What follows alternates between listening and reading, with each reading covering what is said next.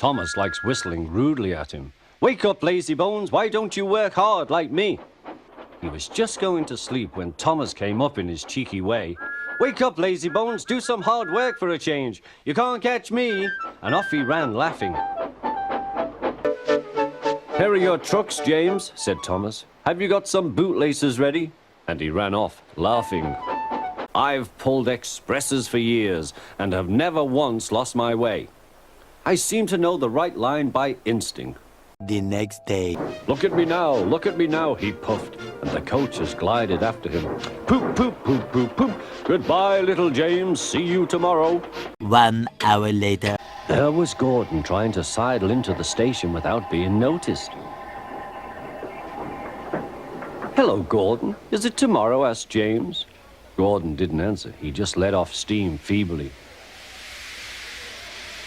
Did you lose your way, Gordon? Said James. No, it was lost for me. I was switched off the main line onto the loop. I had to go all round and back again. Perhaps it was instinct, said James. James was very rude whenever he saw them. Ugh, what dirty objects, he would say. At last, Toby lost patience. James, he asked, why are you red? I am a splendid engine, answered James. Ready for anything. You never see my paint dirty. Oh, said Toby innocently, that's why you once needed bootlaces, to be ready, I suppose. Beep, beep, beep, beep. Hello, fat face, whistled Henry. Phew, remarked Thomas. What a funny smell. Can you smell a smell? I can't smell a smell, said Annie. A funny, musty sort of smell, said Thomas. No one noticed it till you did, grunted Gordon. It must be yours. Not long ago, he had fallen into a dirty ditch. Thomas enjoyed teasing him about it. Annie, Clarabelle, do you know what I think it is? It's ditch water. What ugly wheels you've got. They're not ugly, they're caterpillars, said Terence. I can go anywhere, I don't need rails. I don't want to go anywhere, said Thomas. I like my rails, thank you. Edward is impossible, he grumbled to the others. He clanks about like a lot of old iron, and he is so slow he makes us wait. Thomas and Percy were indignant. Old iron? Slow? Why, Edward could beat you in a race any day. Really, said James. I should like to see him do it. What are you engines doing here? Hissed Henry. This shed is for the Fat Controller's engines. Go away. Silly things, Henry snorted.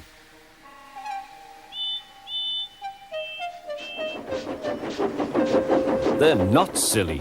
Percy had been enjoying himself. They are silly, and so are you. Water's nothing to an engine with determination. Huh! Anyway, said cheeky Percy, I'm not afraid of water. I like it. He ran off to the harbour singing. Once an engine attached to a train was afraid of a few drops of rain. The next day. Well, well, well, chuckled Henry. Did you like the water? No. I am surprised. You need more determination, Percy. Water's nothing to an engine with determination, you know. Perhaps you will like it better next time. James bustled in. What's that, Duck? Are you afraid of bees? They're only insects, after all, so don't let that buzzbox Diesel tell you different. His name is Boko, and he didn't. I wouldn't care if hundreds were swarming around. I'd just blow smoke and make them buzz off. Buzz, buzz, buzz, retorted Duck. Stop, he shouted. It might fall on me. That would serve you right for telling lies, said Duck. What a small shed, grunted Sir Handel. This won't do at all. We're much too good for this old shack. I think it's nice, said Peter Sam. Huh, replied Sir Handel. What's that rubbish? Shh, said Peter Sam. That's Skarloey. What's that about me? I'm a plain engine, and I believe in plain speaking. Speak up. Rusty warned Duncan about the bad bit of rail. Huh. I know my way about. I don't need smelly diesels to tell me what to do. Rusty felt hurt. Get out of my way, you great clumsy road hog. I don't move for imitation steamrollers. You don't know the road. Get out of my way. Not bad. I've seen worse. At least you're all clean. The engines glared. It's not your fault, but Sir Topham Hatt should scrap you and get engines like me. A fill of oil, a touch on the starter, and I'm off. No bother, no waiting. They have to fuss round you for hours before you're ready. The engines were furious. Our stone is for Bulstrode. Please put us in a siding so that we can load him up and be rid of him. Oh, cried Bulstrode. I'm sinking. Serves you right, giggled the cars. You were always barging in and moaning. There you are, said the workman. Now you can just stay here. Children can play in you all day, and at long last, you'll be useful. You're useless little bugs, he called from above. If you put these freight cars on the inside lines, then I wouldn't have so far to travel. Rubbish, said Thomas.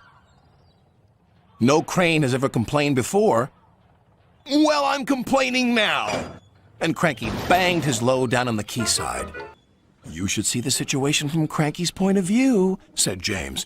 He's high up in the air, coping with wind, rain, and baking sun. Then he looks down and sees you two little engines being annoying. No wonder he calls you bugs. Why are you complaining all the time? Because I'm a big blue engine and I know everything. I shall complain whenever I want. You're just a small red engine with ideas above your station. I can't see any, said Percy. Where are they? Any what? Ideas above the station. The sky's empty. Like your smoke box, Percy, laughed James. But Gordon was still grumpy.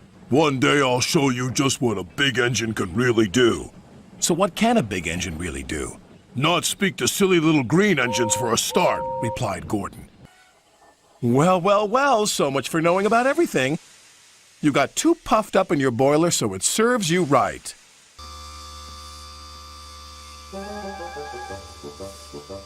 Well, Gordon, said Sir Topham Hatt, I knew you wanted a panoramic view, but this is not the way to achieve it. You're just worn-out wheels on worn-out rails. You need rocks for your roads, replied Skarloey, and we're helping you. I need to flatten little engines in the scrapyard, retorted George. Then Percy arrived to take George away. He was still rebelling. Railways are no good. Turn them into roads. The little engines were pleased to see him go. Rollers are rubbish, so good riddance, they called. Bumpy ride on rotten rails. I'm glad it's over. So am I, said Percy. Huh, huffed George. You're a useless blue puffed ball, he shouted. Who's this dirty little engine? Cried the freight cars. We want Thomas or Duck. That night, all the engines laughed at him. We can see what's been put upon you, said Thomas. Engines don't swim, Henry. You were meant to deliver fish, not swim with them. You should know that by now. Yes, sir. I'm sorry, sir. When Henry arrived at the docks, Cranky the Crane looked down on him. My, Henry, I expect you'll have some fishy tales to tell. But take my advice, have a long hose down first. But there was worse to come. Look, they've caught all this fish and a green whale, too. It's not a whale, it's a monster. He just grew unhappier, and he was rough with the freight cars. You're no good, Oliver, you're dangerous. We want Percy. Percy's far too busy to be bothered with the likes of you. And Oliver bumped the freight cars hard. My favorite station is for Farquhar, said Thomas. Mine is Maithwaite, said Toby. Percy, what's yours? Percy was too tired to think properly. The docks, he murmured. Ha, sniffed Thomas, we can tell. Toby laughed. The docks are full of fish, not flowers. All right, then, Arsdale End. That's my home, replied Toby. That's why I like it, especially when you're there and not here saying I'm silly. Good night. He might choose me, he said hopefully. Well, one thing's for sure, said Gordon. He won't choose Dirty Percy. Don't call me Dirty Percy! He chuffed crossly and he wheeshed away. A root to toe, we want to go. The fruit's going off 'cause you're too slow. How rude. Chug, chug, chuff. You tug and huff, but you're so rusty you can't even puff. Stop singing, huffed Arthur. Trucks should do as they're told. Don't worry, said the Fat Controller. All you need is some help. Gordon said a really useful engine never needs help, moaned Thomas. Ha! Laughed Edward. I'm always helping Gordon up the hill. Gordon was very embarrassed.